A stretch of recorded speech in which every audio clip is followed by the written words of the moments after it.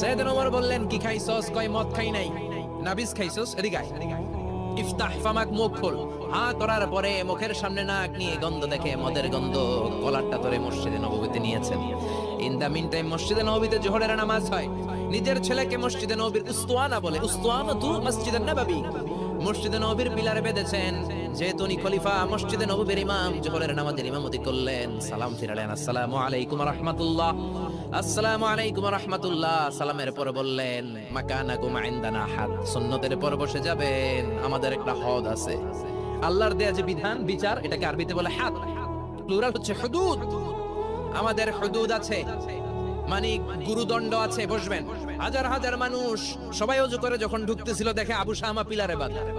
সবাই তো আশ্চর্য, কি আজীব তামাশা, প্রেসিডেন্টের পোলা বাঁধা।